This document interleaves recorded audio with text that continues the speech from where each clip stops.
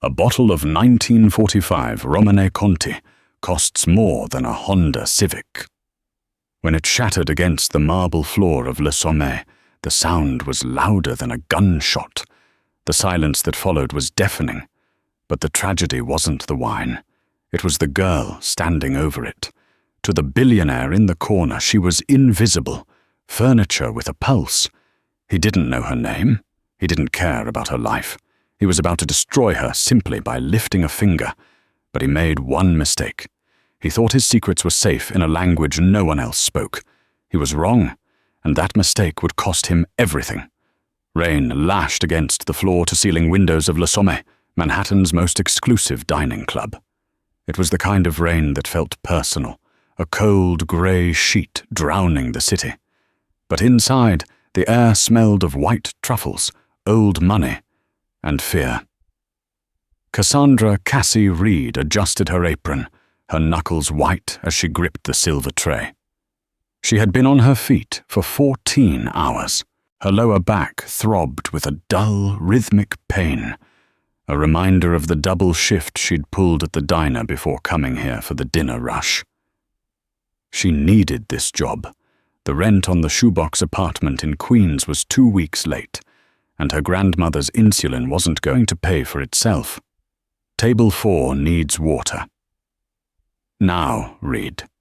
Don't look like a funeral procession, Henri, the maitre d', hissed into her ear.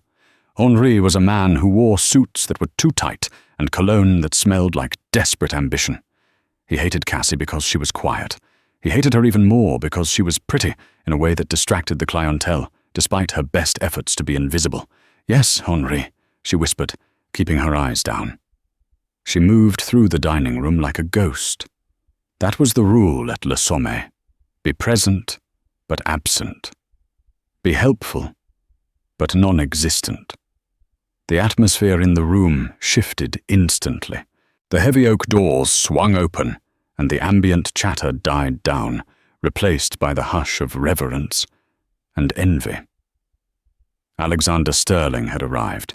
He didn't walk, he cut through the room. At 34, Sterling was the youngest hedge fund manager in New York history to break the $100 billion ceiling. He was a shark in a bespoke Savile Row suit.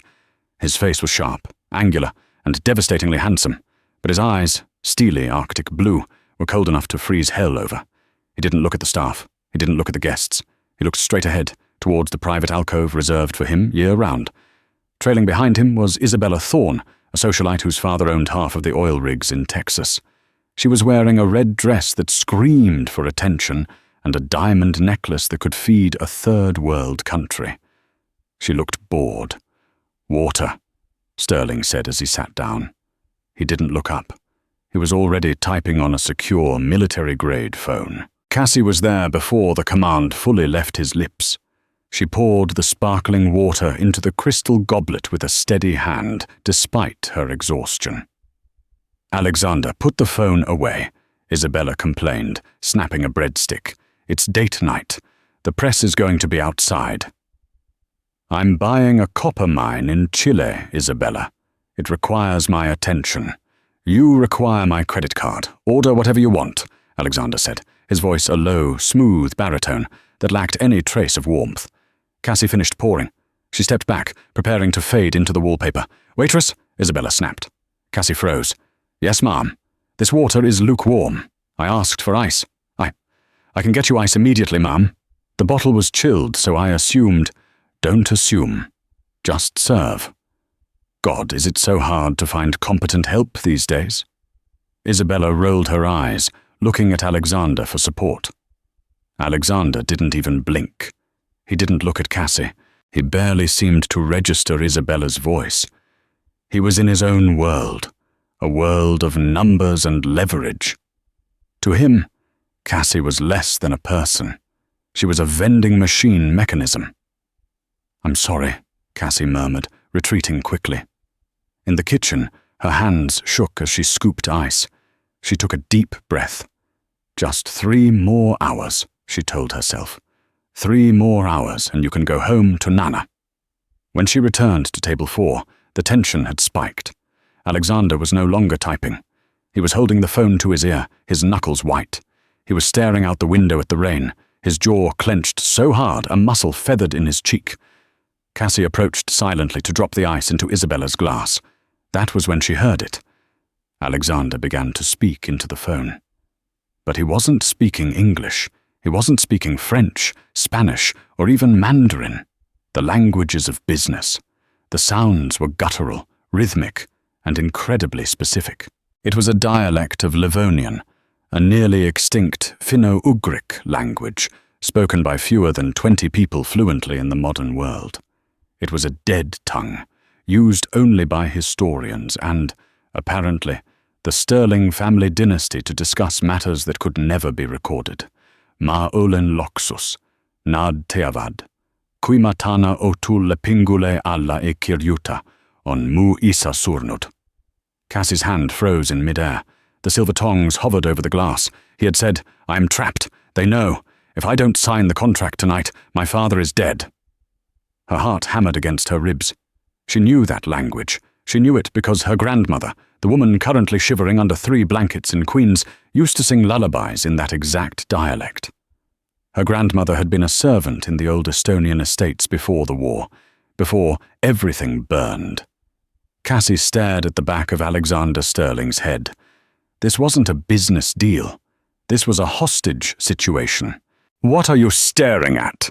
Isabella's shrill voice shattered the moment. Cassie flinched. The tongs slipped. An ice cube hit the rim of the crystal glass. The glass tipped. It was like watching a car crash in slow motion. The heavy crystal fell, hitting the edge of the table, and shattered. Ice water and shards of glass exploded onto Isabella's red Valentino dress. "You stupid cow!" Isabella shrieked, jumping up. The entire restaurant went silent. Alexander slowly lowered his phone. He turned his head. For the first time, his ice-blue eyes landed on Cassie. They were terrifying. There was no pity, no anger, just a cold, clinical assessment of a nuisance. Henri, the manager, was sprinting across the dining room, his face purple with rage. "I am so sorry, Mr. Sterling. Miss Thorne, this is unacceptable. She is leaving, now!" Henri grabbed Cassie's arm, his nails digging into her skin. "Get out. You're fired. And don't think you're getting your tips." "Look at my dress." "Nein," Isabella was screaming. "She should pay for this. Who let a clumsy tramp like this into a place like—" "Enough," Alexander said. His voice wasn't loud, but it silenced the room instantly. He looked at Cassie. He looked at her worn shoes, her trembling hands, her pale face. He stood up, towering over her. "You incompetent fool," Alexander said, his voice dripping with disdain. "You just ruined a $5,000 evening." He reached into his jacket pocket, pulled out a handkerchief, and dusted off his sleeve, even though not a drop had touched him. "Get her out of my sight, Henri. She offends me." He turned his back on her, dismissing her existence, and lifted the phone to his ear again. He spoke into the receiver in that same secret, dead language. "Matapanta oma katega, kuitamu isa pudutab." "I will kill him. I will kill him with my own hands if he touches my father." Cassie was being dragged away by Henri. Tears stung her eyes. She had lost her job. She had no money for the insulin. She was being thrown out into the rain like garbage. But as she heard those words, the desperation hidden under the cold facade, something inside her snapped. It wasn't anger. It was recognition. She dug her heels into the plush carpet, stopping Henry's drag. She turned her head, her eyes locking onto Alexander's broad back. "Arate Seda," she said. Her voice was clear, melodic, and perfectly accented. The room was silent, so everyone heard it, but only one person understood it. Alexander Sterling froze. He went rigid as a statue. The phone slipped from his fingers and landed on the tablecloth with a dull thud. She had said, "Don't do it."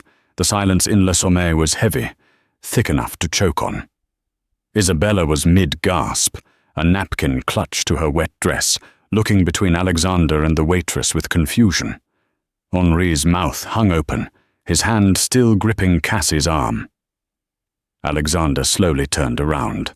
The mask of the cold billionaire was gone, replaced by a look of raw, unadulterated shock. It was the look of a man who had seen a ghost. He stared at Cassie. Really stared at her. He took in the fraying collar of her uniform, the dark circles under her amber eyes, the defiance in her posture. "What did you say?" he whispered. The English sounded clumsy coming after the intimacy of the secret tongue. Cassie pulled her arm free from Henry's grip. She had nothing left to lose. She was already fired. "Sinuviha on si midanad tahavad," she replied, her voice trembling slightly, but the pronunciation flawless. "Kuisa tapad, sisnad voidavad." Your anger is what they want. If you kill, they win. A collective gasp rippled through the restaurant. No one knew what she was saying, but the tone was unmistakable. It wasn't the tone of a servant speaking to a master. It was the tone of an equal. Isabella stomped her foot. What is she babbling about? Is she speaking Russian? "Alexander, call security." "Quiet," Alexander snapped, not looking at her. He took a step toward Cassie. "Who are you?" "I'm nobody," Cassie said, switching back to English. "Just the clumsy tramp who ruined your evening. Goodbye, Mr. Sterling." She turned and walked toward the kitchen doors. Her heart was beating so fast she thought she might pass out. She needed to get out. She had exposed herself. If he was involved in something dangerous enough to threaten his father's life, she had just put a target on her own back. "Stop her!" Alexander roared. Henri jumped, blocking the kitchen door. "You heard, Mr. Sterling. Stay put." Alexander crossed the room in 3 long strides. He ignored Isabella, who was now crying about being ignored. He ignored the other diners who were holding up their phones, recording the scene. He stopped 2 feet from Cassie. He smelled of rain, sandalwood, and danger. "Where did you learn that dialect?" he demanded, his voice low and dangerous. "That is not a language you learn on Duolingo. It is a dead dialect from the Saaremaa region, specifically the western coast. Only 3 families spoke it." Cassie looked up at him. "And which family are you? The one that burned the villages, or the one that ran away?" The color drained from Alexander's face. "Everyone out," Alexander said. He didn't shout, but the command was absolute. Henri blinked. "Sir? You mean the girl?" "I mean everyone," Alexander said, turning to glare at the room. "Clear the restaurant, now. I am buying out the night. Everyone leaves. Henri, refund their meals and give them $1,000 each for the inconvenience. Isabella, go home." "Excuse me?" Isabella shrieked. "You are kicking me out for her?" Alexander turned on his heel, his eyes blazing. "Isabella, go home." Isabella turned scarlet. She grabbed her purse, shot a look of pure venom at Cassie, and stormed out, her heels clicking furiously on the marble. Slowly, the restaurant emptied. Confused diners were ushered out by panicked waiters. Within 5 minutes, the massive dining room was empty, save for Alexander, Cassie, and a terrified Henri hovering by the bar. "Leave us, Henri," Alexander said. "But sir, leave." Henri fled. Now it was just the 2 of them. The rain hammered against the glass. The single candle on table 4 flickered. Alexander walked over to a nearby table, pulled out a chair, and sat down heavily. He looked exhausted, the weight of the world suddenly crashing down on his shoulders.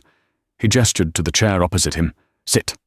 "I'd rather stand," Cassie said, clutching her tray like a shield. "Sit down, Cassandra," he said, reading her name tag. "Please." The please threw her off. It sounded foreign coming from him. She sat, perching on the edge of the velvet chair. "You understood what I said on the phone," Alexander said. It wasn't a question. "Yes." "You know my father has been taken." Cassie hesitated. "I heard you say the contract or his life." Alexander ran a hand through his hair, messing up the perfect style. They aren't just kidnappers. They are competitors, rivals from the old country. They want the shipping routes in the Baltic Sea, routes my family has held for a century. If I sign the rights away, the sterling legacy ends. If I don't, my father dies." He looked at her, his eyes searching hers. "You said, if you kill, they win. Why?" Cassie swallowed hard. "My grandmother. She used to tell me stories about the wolf of Saramar, a man who sought revenge so blindly he walked into a trap set by his own brother. The dialect, the phrases you used, they are from the old parables." "Who is your grandmother?" "Helmi. She was a housekeeper at the Vane Manor." Alexander's eyes widened. "Vane, my mother's maiden name. Helmi. I remember a Helmi. She baked bread with caraway seeds. She disappeared in 1998. "She didn't disappear," Cassie said bitterly. "She was fired because your uncle accused her of stealing silver. Silver he pawned to pay his gambling debts. She came to America with nothing." Alexander looked down at his hands. "I didn't know." "Rich men never know," Cassie said quietly. "You look at the horizon, not at the ants you step on." Alexander laughed, a dry, humorless sound. "You are right, I have been blind. But right now, I need your eyes, and I need your tongue." He leaned forward, his intensity returning. "The men holding my father, they are demanding a negotiation. Tonight, in person, but they won't speak English. They refuse. They want to negotiate in the old tongue to prove I am worthy of the heritage I am signing away. They think I am too Americanized. They think I won't catch the nuances, the loopholes they will hide in the legal archaic terms of the dialect." He paused. "I speak it, yes. But I haven't used it for complex law since I was a boy. I will miss something.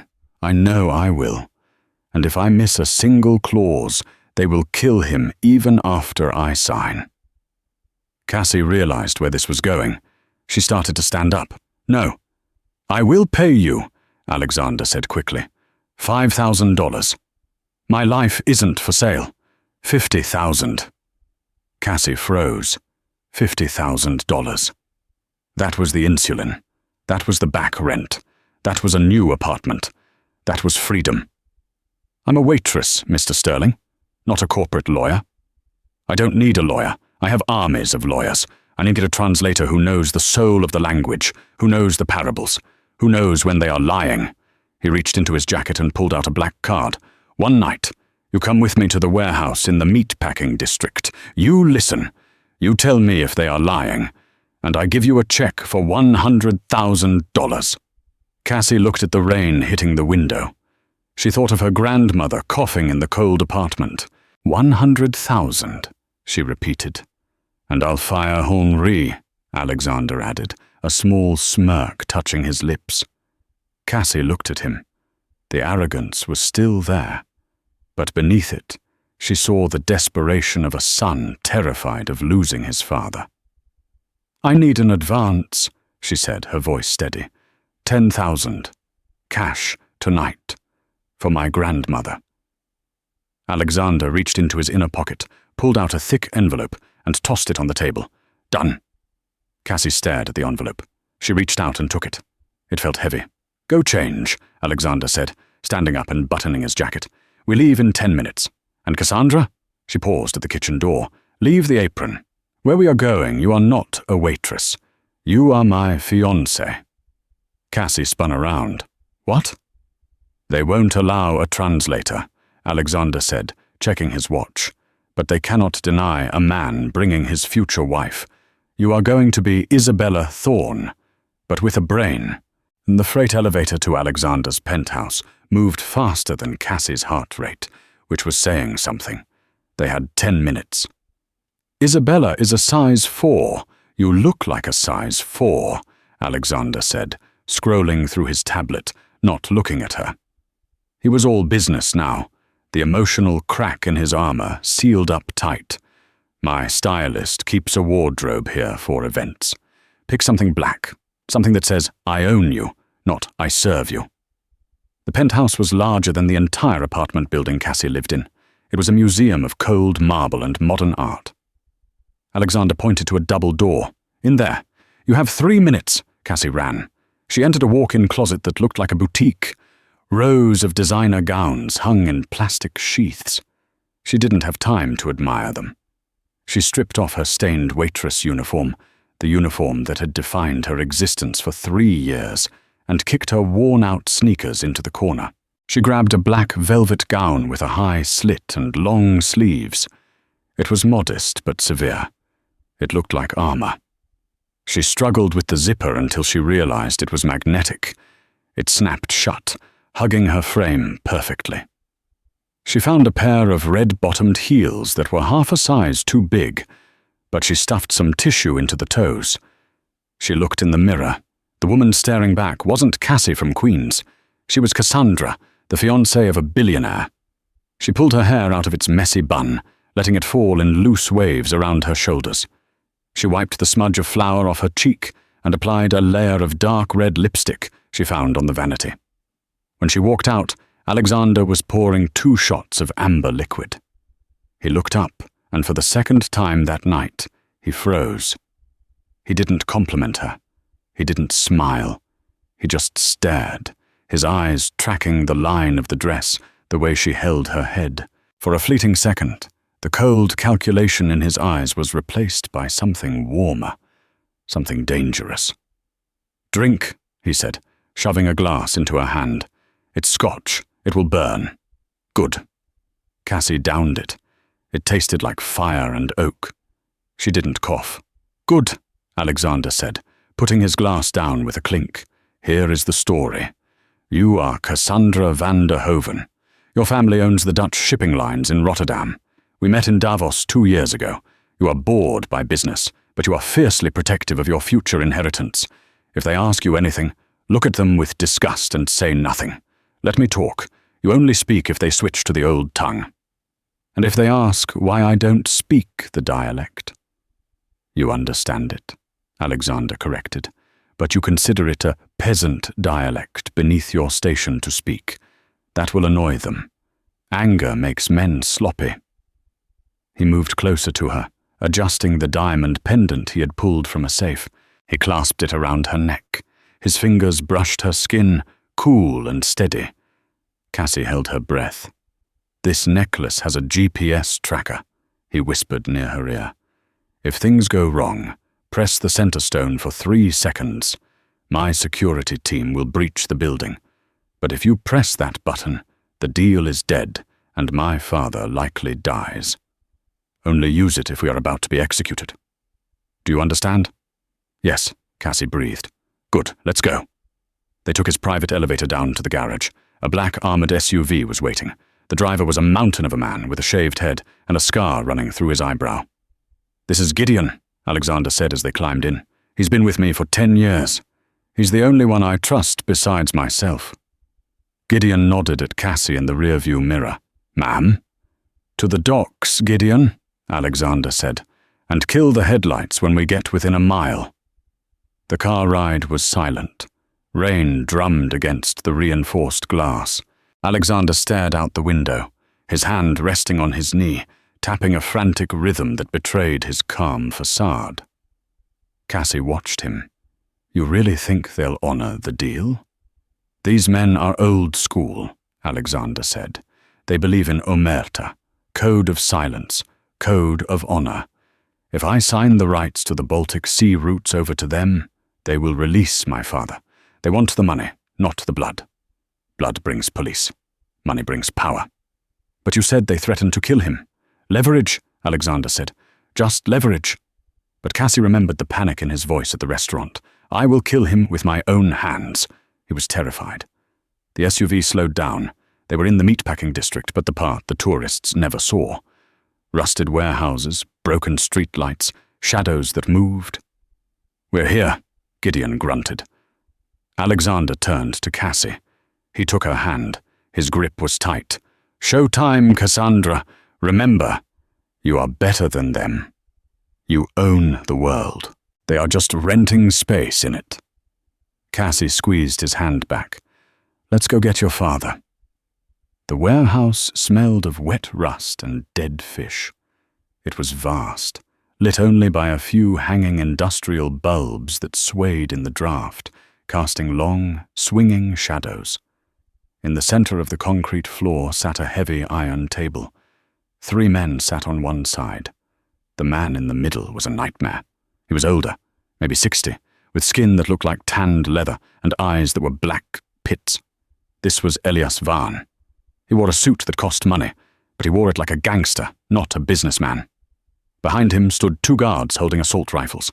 Alexander walked in, his stride confident, with Cassie on his arm. She forced herself to look bored. She looked at the puddles on the floor with a sneer, pulling her velvet skirt up slightly, as if afraid of contamination. "Sterling!" Elias Vaan boomed. His voice echoed off the metal walls. "You are late." "Traffic," Alexander said smoothly. "And I brought a guest. I hope you don't mind. We have a gala afterwards." Vaan's eyes snapped to Cassie. He licked his lips, a grotesque gesture. "And who is this?" "Cassandra van der Hoven," Alexander lied effortlessly. "My fiancée." Vaan switched instantly to the old tongue. The transition was jarring. "Taron liga ilus sinu jaux pois. Casta teab et saoled arcpux."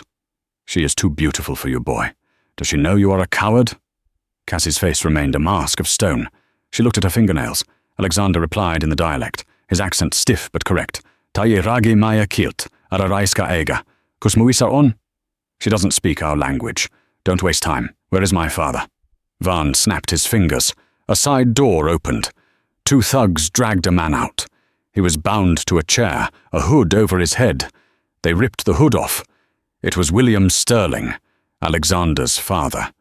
He looked beaten, a bruised cheek, a split lip, but he was alive.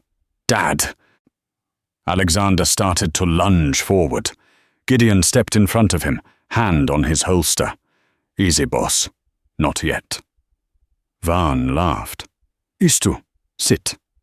Alexander sat. Cassie sat next to him, crossing her legs elegantly. "The contract," Vaan said in English, sliding a thick document across the iron table. "Everything we discussed. The shipping lanes, the port access in Tallinn, the mineral rights, all of it. You sign, he walks." Alexander picked up a gold pen. He looked at his father. His father shook his head weakly, mouthing, "No." "I sign," Alexander said, "when I read it." "You have 5 minutes," Vaan said, "or I shoot him in the kneecap." Alexander began to read. The document was in English. He scanned the legal jargon. It looked standard. Total capitulation of assets. "It looks correct," Alexander muttered to himself. "Alexander," Cassie said. She kept her voice high and haughty. "My darling, this place is filthy. Are you almost done?" Alexander looked at her, confused. "Cassandra, please." "I just want to leave," she said, leaning over his shoulder to look at the paper. As she did, she whispered barely audibly. "The addendum. Ask for the addendum in the dialect." Alexander stiffened. Vaan was watching them closely. "Mida lits utleb?" he asked his lieutenant in the dialect. "What is the bitch saying?" The lieutenant replied, "Tavingub mustu se ule." She is whining about the dirt. They bought it. Cassie had heard something earlier. While Alexander was reading, Vaan had muttered to his lieutenant in the dialect, "Viendu, et lisa on peidetud, cuita alakirjutab, kulub veri maile." Make sure the addendum is hidden. Once he signs, the blood belongs to us. Alexander looked up at Vaan. He put the pen down. "Where is the addendum?" Alexander asked in English. Vaan's smile faltered. "There is no addendum. What you see is what you get." Alexander switched to the dialect, his voice booming. "Aravaleta mule, Vaan. Saraki sid verest. Kus on lisa." "Don't lie to me, Vaan. You spoke of blood. Where is the addendum?" Vaan's eyes narrowed. He looked at Alexander with new respect and suspicion. He hadn't expected Alexander to catch a nuance he hadn't spoken aloud to him. "You are smarter than your father," Vaan said in English. He reached under the table and pulled out a single sheet of paper. "This. It is a formality." Alexander grabbed it. He read it. His face went pale. "This clause," Alexander's voice shook, "it grants you power of attorney over the estate in the event of the signatory's incapacitation. And incapacitation is defined here as absence for more than 24 hours. So, Varn shrugged. So, Alexander hissed, if I sign this, and then you kill me, or kidnap me, you legally own everything. Not just the shipping lanes, the bank accounts, the trust funds, the company, everything. You catch on fast, Varn smiled. It was a shark's smile. But you have no choice. Sign the main contract, and sign the addendum, or your father dies right now. Varn pulled a heavy revolver from his waistband and pointed it at William Sterling's head. Alexander's hand shook. He looked at Cassie. She was wide-eyed now, the mask slipping. Alexander, she whispered, if you sign that, they will kill both of you. Once they have the signature, you are loose ends. If I don't sign, he dies now, Alexander whispered back, tears forming in his eyes. There is another way, Cassie whispered. What? Offer him the Veritasu, she said. Alexander looked at her as if she was insane. Veritasu, the blood oath. That hasn't been used since the 19th century. It's a suicide pact. It's the only thing a man like him respects, Cassie urged. Challenge him. Alexander took a deep breath. He stood up. He pushed the contract away. He looked Varn in the eye and spoke the words that Cassie had unlocked from his memory. Manuan veritasu, sinu eluminu eluvastu, ux lask, jumal otsustab. I demand the blood oath, your life against mine. One shot, God decides. The room went dead silent. The guards looked at Varn. Even the rain seemed to stop. Varn stood up slowly. He looked at Alexander with a mix of shock and primal glee. You challenge me? Varn roared in English. You soft American boy. You challenge me to a duel. The old laws apply, Alexander said, his voice steadying. You cannot refuse a veritasu without losing your honor. If you refuse, your men will see you as weak. They will not follow a coward. It was true. In the twisted culture of the Varn crime family, strength was everything. Varn holstered his gun. He laughed. Fine. 1 bullet, 2 guns. We walk 10 paces. Whoever stands takes the empire. And the girl. Cassie's stomach dropped. And the girl. Agreed, Alexander said. Varn motioned to his lieutenant. Give him a piece. The lieutenant slid a pistol across the table to Alexander. Alexander checked the chamber. 1 bullet. Outside, Varn said. In the rain. Like men. They began to move toward the massive sliding doors of the warehouse. Alexander leaned toward Cassie. Stay here, if I die. Run. Alexander, go. The men walked out into the pouring rain. Gideon stayed by the door, watching. Cassie stood alone by the iron table. Her heart was pounding. She watched through the open door as the 2 men took their positions in the yard, the rain soaking Alexander's suit and Varn's coat. They turned back to back. 1, Varn shouted. 2. Cassie looked around the room. She saw the contract on the table. She saw the addendum. And then she saw something else. She saw Gideon. Gideon wasn't watching the duel. Gideon was watching Alexander's back, and Gideon's hand was slowly, quietly, reaching for his own silenced pistol. He wasn't protecting his boss. He was aiming at him.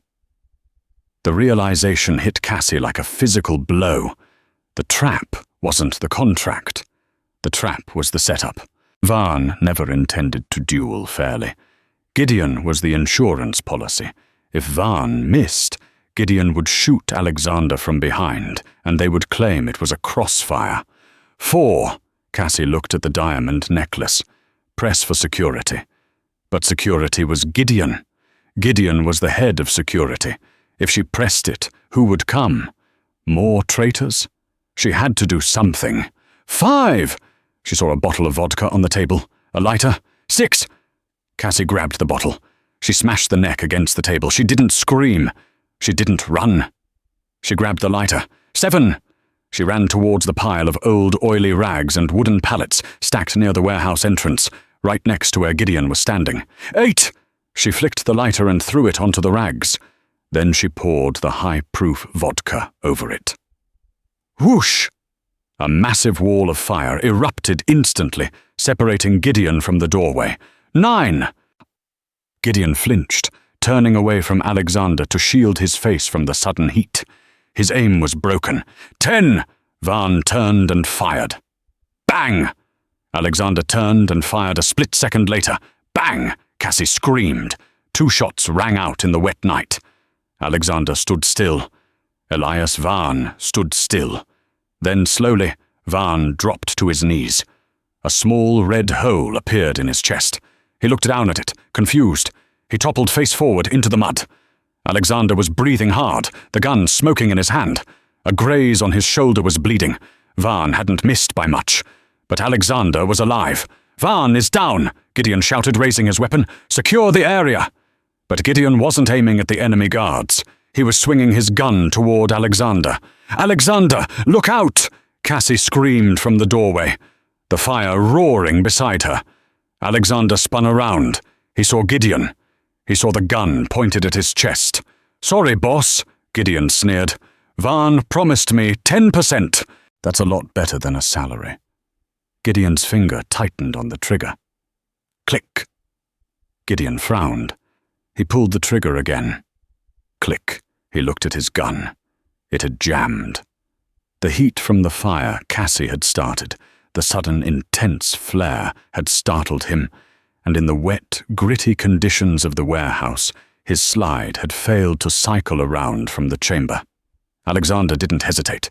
The billionaire, the man who had never thrown a punch in his life, fueled by adrenaline and the rage of betrayal, charged. He tackled Gideon into the mud. They rolled, fists flying. Gideon was stronger, a trained killer. He punched Alexander in the jaw, snapping his head back. Alexander groaned, tasting blood. Gideon reached for a knife in his boot. "No!" Cassie grabbed a heavy rusted pipe from the floor of the warehouse. She ran out into the rain. As Gideon raised the knife to plunge it into Alexander's throat, Cassie swung the pipe with all the strength of 3 years of carrying heavy trays and scrubbing floors. Crack! The pipe connected with Gideon's wrist. The bone shattered. The knife flew into the dark. Gideon howled in pain. Alexander took the opening.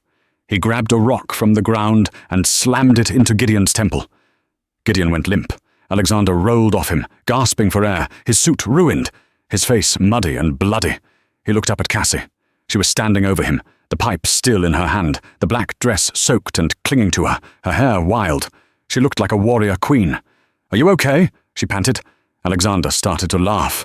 It was a hysterical, breathless laugh. You hit him with a pipe." "He was going to stab you," she said, dropping the pipe. Alexander stood up unsteadily. The other guards, Vaan's men, were looking at their dead leader, then at Alexander. Alexander picked up Vaan's gun from the mud. He pointed it at the remaining men. "Vaan is dead," he shouted in the old tongue. "Leping on labi, kaduge sit, voisurete koik." "The deal is over. Get out of here or you all die." The guards looked at each other. Without Vaan to pay them, they had no loyalty. They lowered their weapons and ran into the night. Alexander ran to the warehouse. He untied his father. William Sterling wept, hugging his son. "We need to go," Alexander said. "Gideon isn't dead, and I don't want to be here when he wakes up."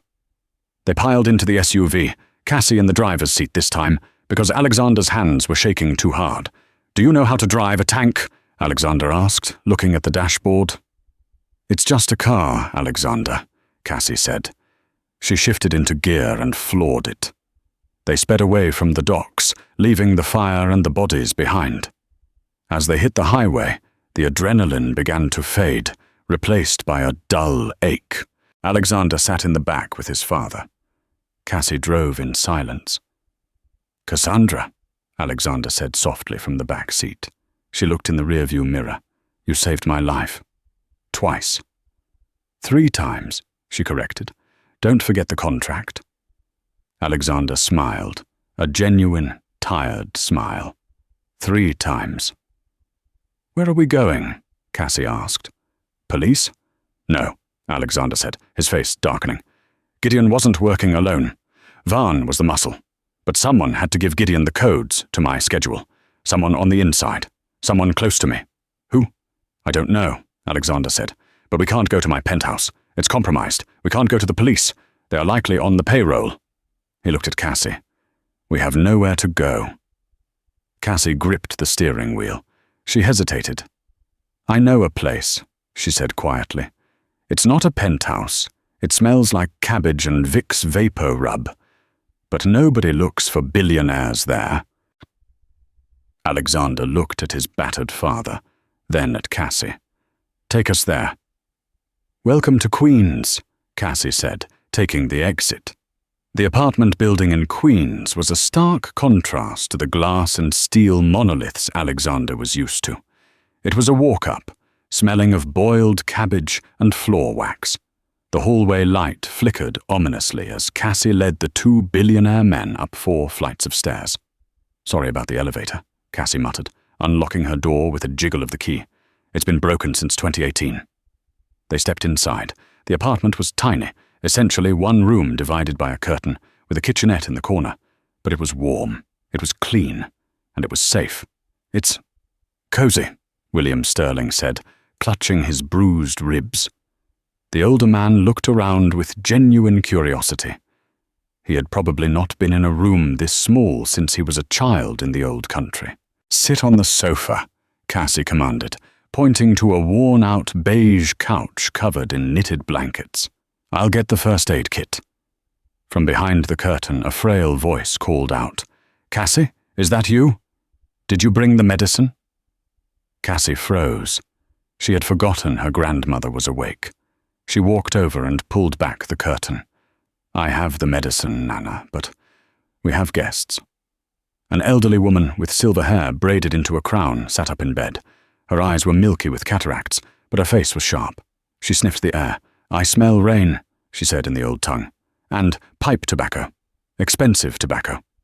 She slowly got out of bed, wrapping a shawl around her shoulders. She shuffled into the main room. She squinted at the two men sitting on her couch. Alexander stood up, despite his exhaustion. It was instinct. Respect for elders. Helmi walked up to William Sterling. She leaned in close, studying his face. Then she gasped. William? She whispered. William Sterling's jaw dropped. Helmi?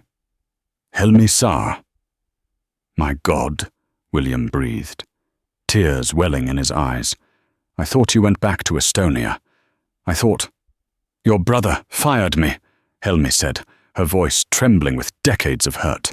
He said I stole. You knew I didn't steal. I was weak, William admitted, his voice breaking. Arthur ran the house. I let it happen. I'm so sorry, Helmi. Alexander watched this exchange, stunned. This woman, living in poverty, was a ghost from his childhood. He remembered her now. The warm bread, the stories. She was the one who had taught him the first words of the dialect, long before his tutors. Arthur, Alexander said, the name tasting like poison. Of course. He turned to Cassie, who was applying rubbing alcohol to a cut on his cheek. It makes sense. Who benefits if I die? Who benefits if my father disappears? The man next in line. My Uncle Arthur. But Arthur is family, William protested weakly. He wouldn't hire Van. He wouldn't try to kill us. He didn't just try to kill us, Father, Alexander said, his eyes hardening into blue steel. He tried to erase us. Gideon wasn't loyal to Vayan. Gideon was loyal to the payroll, and Arthur controls the secondary accounts. Alexander pulled out his phone. It was smashed from the fight. Damn it, I need a computer. Cassie, do you have a laptop? I have a dinosaur, Cassie said. It runs Windows 7 and overheats if you open more than 3 tabs. It will do. For the next 3 hours, the tiny apartment in Queens became a war room. Alexander Sterling, a man who moved billions with a swipe of his finger, sat on a rickety wooden chair, hunched over a 10-year-old laptop. Cassie made tea. Strong, black tea with honey. She watched him work. He was typing furiously, hacking into his own company's mainframe through a back door he had installed years ago for emergencies. Got him, Alexander whispered at 4 a.m. What? Cassie asked, leaning over his shoulder. Look at the timestamp on the security override. Alexander pointed to the screen. The alarm at the penthouse was disabled at 7 p.m. The authorization came from an IP address. It's not Vaughn's. It's not Gideon's. Whose is it? It's from a yacht docked in the Hudson, Alexander said grimly. The Lady Isabella. Cassie's eyes widened. Isabella, your girlfriend. Ex-girlfriend, Alexander corrected, and she's not the mastermind. She's not smart enough, but she's petty enough to give access to someone who is. He clicked another window. There, a transfer of $5 million to a Cayman Islands account, linked to Gideon, authorized by Arthur Sterling. William put his head in his hands. My own brother. Alexander stood up. The room felt too small for his rage. The board meeting is at 9 a.m. tomorrow, Alexander said. Arthur is going to announce that you are missing and that I am likely dead. He will invoke the emergency succession clause. By noon, he will sell the Baltic routes to the Russians and dismantle the company. We have to go to the police, Cassie said. No time. Alexander buttoned his ruined suit jacket. The police will take statements. They will investigate. By the time they arrest Arthur, the company will be gone. I have to walk into that boardroom. He looked at Cassie. I need you to come with me. Me? Cassie laughed nervously. Look at me, Alexander. I'm a waitress. I have flour in my hair. I can't walk into a Sterling Global board meeting. Alexander walked over to her. He took her hands. You are not a waitress. You are the woman who outsmarted Elias Vaughn. You are the woman who saved my life. And you are the only witness who can speak the truth in a language they can't deny. He looked at Helmi. Helmi, I promise you, I will fix this. I will fix everything. But I need to borrow your granddaughter for one more fight. Helmi nodded slowly. Meine Tasa, Jalu Kovasti. Go softly and strike hard. Alexander looked at Cassie. We have 4 hours. Let's get cleaned up. The conference room at Sterling Global was located on the 80th floor. It was a fortress of glass, offering a panoramic view of the city Alexander had conquered. At the head of the long mahogany table sat Arthur Sterling. He was a heavier, greyer version of William, with a face that smiled but eyes that calculated. Around him sat the 12 board members, men and women in grey suits who looked nervous. It is with a heavy heart, Arthur began, his voice practiced and somber, that I must inform you of a tragedy. My brother William and his son Alexander have not been seen for 24 hours. Police found Alexander's car abandoned near the docks. There was blood. Gasps went around the table. In light of this vacuum, Arthur continued, and to stabilize the stock price, I am assuming the role of interim CEO, effective immediately. My first act will be to liquidate the volatile Baltic assets to ensure liquidity. Seconded, said a board member on Arthur's payroll. All in favor? Arthur asked, raising his hand. The heavy oak doors of the boardroom slammed open. I object, a voice boomed. Arthur Sterling turned pale. The board members spun around in their chairs. Standing in the doorway was Alexander Sterling. He was wearing a fresh suit, bought off the rack at a department store that morning, but he wore it like armor.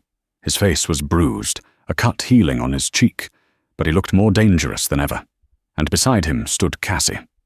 She wore her black waitress trousers and a crisp white shirt, but her head was held high. She carried a stack of papers. Alexander? Arthur stammered. You're alive? You thought Gideon had done his job, Alexander finished, walking into the room. The silence was absolute. But Gideon is currently in the ICU at Mount Sinai, under police guard, and he is very talkative. Arthur stood up, sweat beading on his forehead. This is preposterous. I was trying to save the company. You were trying to sell it, Alexander said calmly. He reached the head of the table. Get out of my chair, Arthur. You are emotionally compromised, Arthur shouted, desperate now. You have been missing. You are unstable. I call for a vote of no confidence. "Before you vote," Alexander said to the board, "I would like you to hear a recording." He nodded to Cassie. Cassie stepped forward. She placed the old laptop on the table and pressed play. The audio was grainy, but the voices were clear. It was a recording from the warehouse, captured by the bug in the necklace Alexander had given Cassie, the necklace she had forgotten to press for help, but which had been recording the entire time. Voice of Varn, in old tongue. "Make sure the addendum is hidden. Once he signs, the blood belongs to us." Voice of Gideon. "Varn promised me 10%. Arthur Sterling matched it." The boardroom gasped. Arthur's face went purple. That is gibberish. It proves nothing. It's a foreign language." "It is Livonian," Cassie said, her voice clear and strong. She looked at the board members. "I am a certified translator. The recording confirms a conspiracy to commit murder and corporate fraud." "She's a waitress!" Arthur screamed, pointing a shaking finger at her. "I saw her at the restaurant. She's a nobody." Alexander stepped between Arthur and Cassie. "She is the future Mrs. Sterling," Alexander lied. Or maybe, he realized in that moment, he wasn't lying. "And she has more integrity in her little finger than you have in your entire body." Security guards, alerted by Alexander previously, entered the room. 2 police officers followed. "Arthur Sterling," the officer said, "we have a warrant for your arrest for conspiracy to commit murder and wire fraud." Arthur slumped. As he was dragged out, he looked at Alexander with pure hatred. "You were always too soft, boy. You let feelings get in the way of business." "No, Uncle," Alexander said quietly. "I let humanity get in the way. You should try it sometime." The doors closed.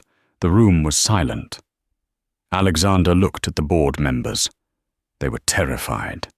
"The sale of the Baltic routes is cancelled," Alexander announced. "My father is recovering. I am back. Now get to work." 3 months later. Le Sommet was busy, as usual. The rain was falling, as usual. But tonight, table 4 was occupied not by a lonely billionaire, but by a family. William Sterling sat opposite Helmi Saar.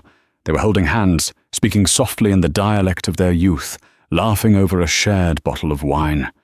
A 1945 Romane Conti that Alexander had bought, carefully ensuring it didn't smash this time. Helmi was no longer in Queens. She was living in the guest cottage of the Sterling estate, where she was treated like royalty. Alexander sat at the adjacent table. He wasn't on his phone. He wasn't looking at stock tickers. He was looking at the woman sitting across from him. Cassie wasn't wearing an apron. She was wearing a dress of midnight blue silk. She was studying the menu with a critical eye. "The risotto is overpriced," she noted. "I own the place now." Alexander shrugged. "I can give you a discount." "I don't need a discount," Cassie smiled. "I have a very good salary as the head of international relations for Sterling Global." "True," Alexander leaned forward. "You are a tough negotiator. I think you got a 20% raise out of me last week." 25%, Cassie corrected. Alexander reached across the table and took her hand. The cold Arctic billionaire was gone. In his place was a man who had found something worth more than all the copper mines in Chile. "I have a new contract for you," Alexander said, his voice dropping to a whisper. He didn't pull out a paper document. He pulled out a small velvet box. "No loopholes this time," he said. "No addendums. Just a partnership. 50-50. For life." Cassie looked at the ring. It was simple, elegant, and timeless. "Is this a hostile takeover?" she teased, tears shining in her amber eyes. "No," Alexander smiled. "It's a merger of equals." Cassie leaned across the table. She didn't say yes in English. She leaned fast to his ear and whispered in the language that had saved them both, "Ma'amastan Sind, I love you." Alexander kissed her, and for the first time in the history of Le Sommet, nobody cared about the billionaire. They just saw 2 people in love. And in the corner, Henri the maitre d', who had been demoted to busboy, sighed and went to fetch them more ice. Wow, I still get chills thinking about that fire in the warehouse. From an invisible waitress to the savior of an empire. Cassie proved that your worth isn't defined by your uniform, but by your character. And maybe paying attention to your grandmother's stories, the moral here? Never underestimate the person serving your coffee. You never know when they might be the only one who can save your life. If you enjoyed this story, please smash that like button. It really helps the channel grow.